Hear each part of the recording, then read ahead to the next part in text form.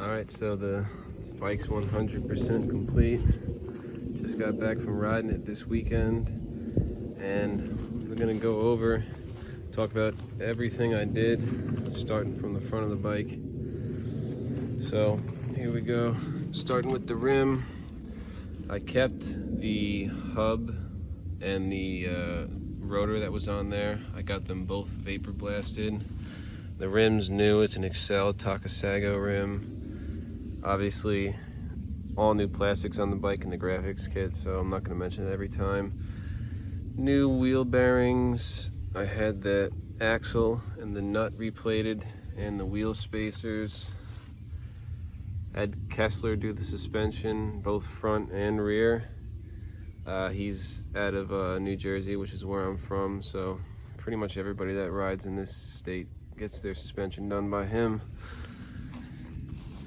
Coming over to the front, I went with the Honda CR style brake setup. So I got the CR master cylinder, I got the CR length front brake line, got a ride engineering clamp holding that in place, and coming down also have the CR front caliper and the stock CR front brake pads.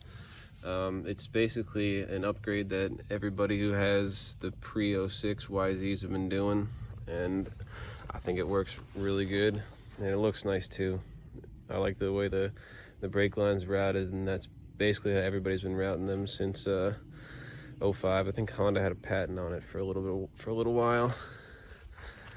And anyways, working our way from the top, had ICW straighten and brace the radiators. You can see the bracing through right there, and the welding. Brett does really good work. He did the radiators on my 125 as well. Right here, this is probably my favorite part of it. We got a Works pipe. It's a Bills pipe, and I mean, it's a 250 pipe. I just think they look so cool, the 250 pipes. And you'll notice this radiator hose has a little bit of coolant in it. That's because when I put the skid plate on, I pinched the hose right there. So I'm gonna have to get another set of hands and pull the skid plate down and just let that drain out. But it's nothing to worry about. I got coolant all on the top neck. Everything's good. So pipe looks awesome. I bought an OEM Kickstarter because the other one was just completely shot and not even really worth replacing. Lightspeed carbon fiber clutch and ignition cover. Just a little filler oil cap plug bolt that I bought. Let's talk about the engine. Got the whole thing, got the cases and cylinder vapor blasted. Rebuilt the crank, an OEM crank. I got an OEM rod bearing, all the washers, everything 100% OEM.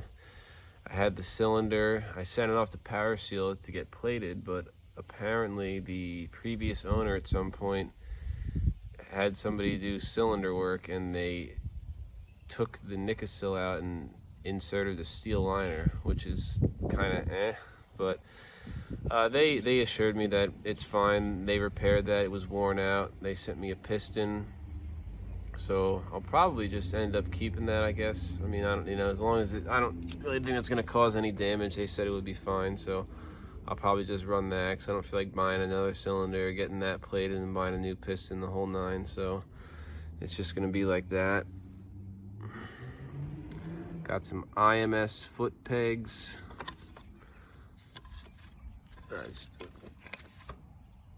Whatever this is right here, a little piece of grass from where I was riding.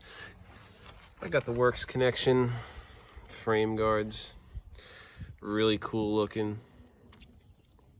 and they protect the powder coat that you got. So as you can see, I got the whole frame powder coated, subframe powder coated to look aluminum, titanium, whatever you want to call it. As far as the rear brake, I did go with the stock setup. Didn't upgrade the rear master cylinder. I could have, but I actually think I saw a picture of the McGrath's 99 bike, and they were still using that, so it don't really matter. And then we come back here. Here's the shock. I had the spring powder coated, and like I said, Kessler did the suspension too. And if you come here, got a new brake line. Coming back to a vapor blasted caliper. I'm gonna be ordering a guard for this from Works Connection. Didn't damage it when I rode it though. I got the axle and the nut plated, swing arm vapor blasted, linkage all vapor blasted, OEM bearings. This is a Core brake line. They actually make you custom brake lines, which is pretty cool. I had the air box, just had that vapor blasted to clean it up and put a sticker over it. The gas tank, as I had mentioned, it was cracked, so I bought a Clark Manufacturing gas tank and bolted on. That's all good and everything.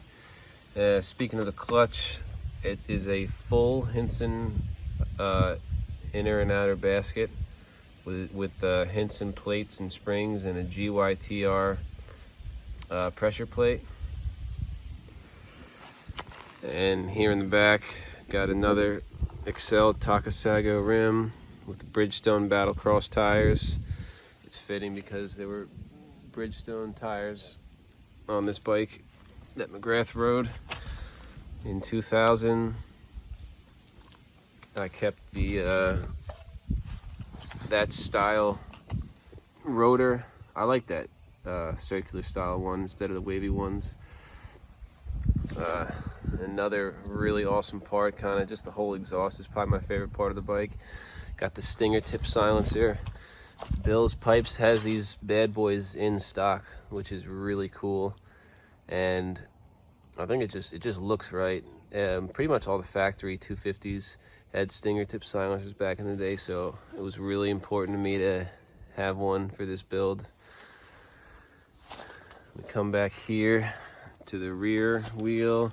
I got the axle plated. These are BDP axle blocks. This is a DID chain. Right there, there's the master link. Obviously see that's going the right way. I got, it's not AFAM sprockets. I just did the Sunstar sprockets because they just have such a good deal on them. It's hard to pass up on that. Got the Works Connection frame guard here. And then we come to the carb right here. We got the Keen PWK 38 with the throttle position sensor. Boyesen rad valve. And I mentioned it already, we got the Lightspeed clutch cover on this side. New petcock. Even have the clamps and everything on the fuel hose. There's the Apex head. Another view of the pipe. Had the design lab do the graphics. I don't have a number. It just, whatever bike I'm on, that's a number. So my 125 is number 125. 250 is 250. I think it's pretty cool. I like doing that. I'm not particular about a number. And you can just see there's more of the bracing by ICW. This shifter, I think I just actually went onto eBay and I just wanted a nice silver one. I think the black tip's pretty cool. Yeah, I mentioned already on the other side, IMS pegs, like 119 bucks from Motorsport. Pretty damn good deal on them. I got a Deval, however you pronounce it, skid plate. And I mentioned that Kessler do the suspension.